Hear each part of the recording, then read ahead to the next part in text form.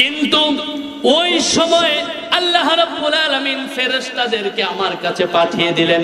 ফেরেশতারা আমাকে সুসংবাদ দেওয়া শুরু করলো, আর ফেরেশতারা আমাকে নিয়ে কেমন যেন খেলা করা শুরু করলো। ফেরেশতারা আমাকে ইশারা দিল, ওগো নবীজি, আপনি এতিম হয়েছেন বলে আপনার মনে কষ্ট নেওয়ার কোনো কারণ নাই। আকাশের চাঁদটাকে আমি আল্লাহ পাক রব্বুল আলামিন আপনার খেলনা বানিয়ে দিলাম। কোন সুবহানাল্লাহ। আব্দুল্লাহ ইবনে আব্বাস রাদিয়াল্লাহু তাআলা আনহু বলেন, আমি যে মুসলমান হয়েছি তার মধ্যে সবচাইতে বড় কারণ হলো নবীজি শিশুকালে এই মুজিজাটিকে আমি দেখেছি। কোন সুবহানাল্লাহ। নবীজি এতিম ছিলেন, শিশু নবী। এতিম অবস্থায় বিশ্ব নবী জনাবে মুহাম্মাদুর রাসূলুল্লাহ সাল্লাল্লাহু আলাইহি ওয়াসাল্লাম বড় হতে লাগলেন। আস্তে আস্তে যখন বয়স 6 বছর হয়ে গেল, এবার বাবার কবরটাকে দেখতে যাবে। দিলের ভিতরে অনেক কষ্ট। আহারে, বিকেল বেলা মাঠের ভিতরে কত মক্কার সন্তানেরা খেলা করে। বিকেল বেলা যখন সন্ধ্যা ঘনায় আসে, অনেক ছেলে সন্তানের বাবারা এসে নাম ধরে ডাক দেয়, কিন্তু আজকে কয়েকদিন হয়ে গেল কেউ তো মোহাম্মদ বলে ডাক দিল না। বাবারা এসে তার সন্তানকে কোলে জড়ায় নেয়, গালের ভেতরে চুমু খায়। আহারে, আমি কেমন এতিম হলাম, আজ পর্যন্ত আমার বাবা এসে আমাকে কোলে নিল না। সন্ধ্যা একদিন পার হয়ে গেল, মা আমেনা খুঁজতেছে বিশ্ব নবীকে, কোথাও পায় না। এমন সময় খুঁজতে খুঁজতে তাকায় দেখে মরুভূমির ভিতরে বিশ্ব নবী বসে বসে কান্না করতেছে। মা আমেনা গিয়ে বললেন, মুহাম্মদ এখানে কান্না করো কেন? মার কাছে অভিযোগ করলেন, কত সন্তানেরা এখানে খেলা করে, তাদের বাবারা এসে তাদেরকে নাম ধরে ডাক দেয়, আমাকে তো কেউ এসে মুহাম্মদ বলে ডাক দেয় না, আমার কি বাবা নাই? মা আমেনার দিলের ভিতরে কষ্ট লাগলো। বাবার কবরটাকে দেখার জন্য শিশু মুহাম্মদকে নিয়ে যখন রওনা দিলেন, সেখানে গেলেন। আসার পথেই, সেখান থেকে আসার পথে রাস্তার ভিতরে ওই 6 বছরের শিশু মুহাম্মদকে চিরতরে এতিম করে মা আমেনা দুনিয়া থেকে বিদায় দিলেন। আরে, ওই সময় আমার নবী কতই না চিৎকার করে কান্না করেছিলেন। আল্লাহ রাব্বুল আলামিন বলতেছেন, আলাম ইয়াজিদকা ইয়াতীমান ফাআওয়া। ওগো নবীজি, আমি কি আপনাকে এতিম অবস্থায় পাই নাই? ওয়া ওয়াজাদাকা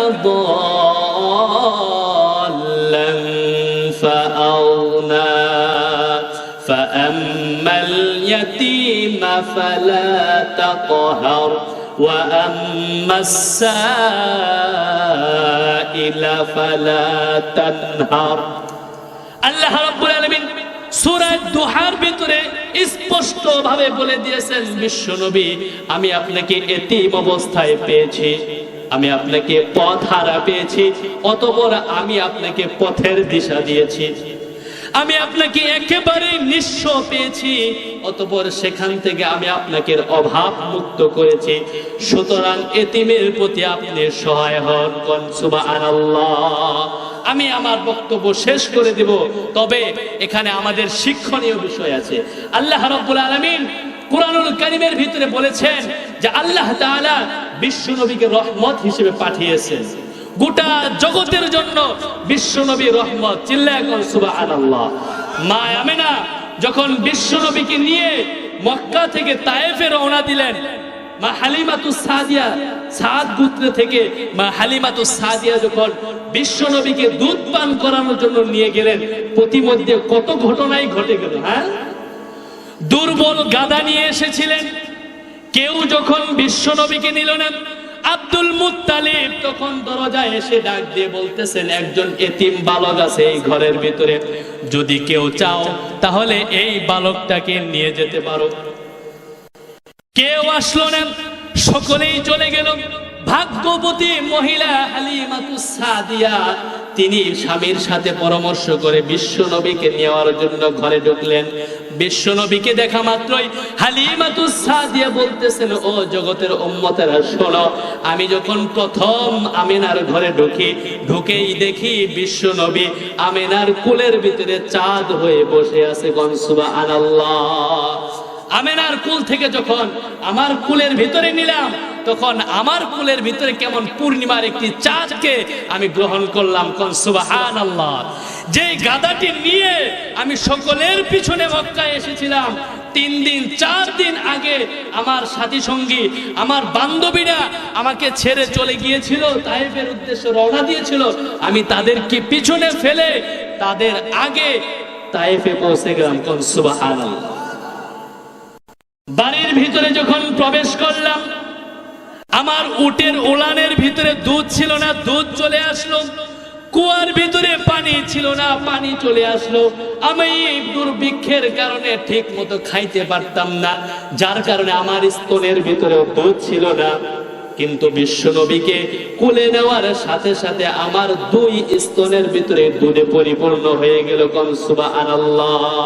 এ সব কিছু হয়েছে বিশ্ব নবীর কারণে। আল্লাহ রাব্বুল আলামিন বলেন, ওয়ামা আরসালনাকা ইল্লা রাহমাতাল লিল আলামিন। গোটা জগতের জন্যই আমি আল্লাহ পাক আপনাকে রহমত হিসেবে পাঠিয়েছি। সুবহানাল্লাহ।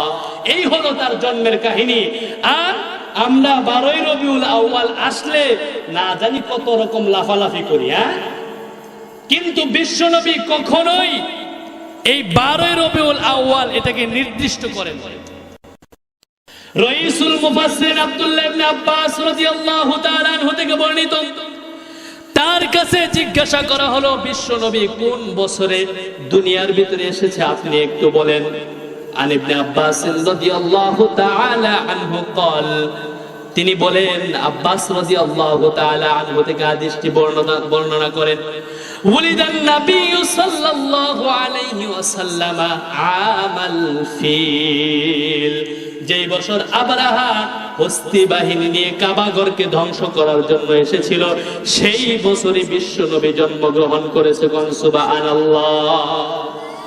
তাকে আবারও জিজ্ঞাসা করা হলো, বছর তো বুঝে গেলাম, তাহলে বছরের ভিতরে 12টি মাস আছে, সেই 12 মাসের ভিতরে কোন মাসে বিশ্ব নবী জন্মগ্রহণ করেছে একটু আপনি বলেন। কারণ হলো আপনি হলেন বিশ্ব নবীর আপন চাচা। চিল্লায়া কোন সুবহানাল্লাহ।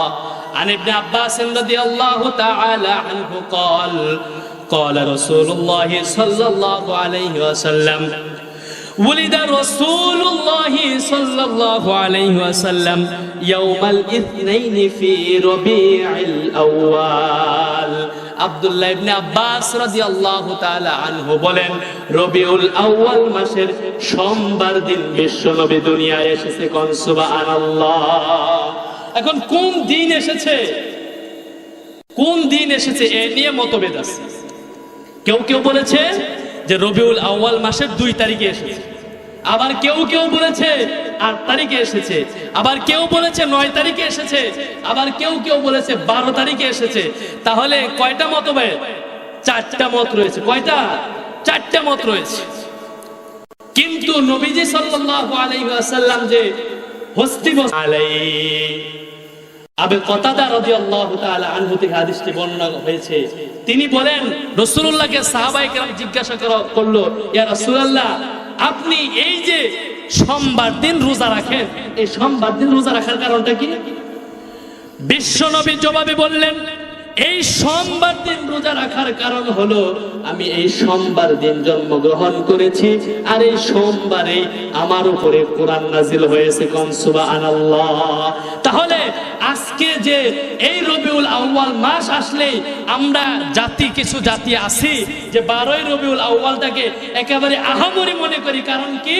কারণ হলো জিলাপি পাওয়া যায় মসজিদের ভিতরে, আমরা কিছু সময় কাটিয়ে জিলাপির বন্টন করি। কিন্তু বিশ্বনবী এই জিলাপির বন্টন করছে? কথা কয় না, জিলাপির বন্টন করছে না।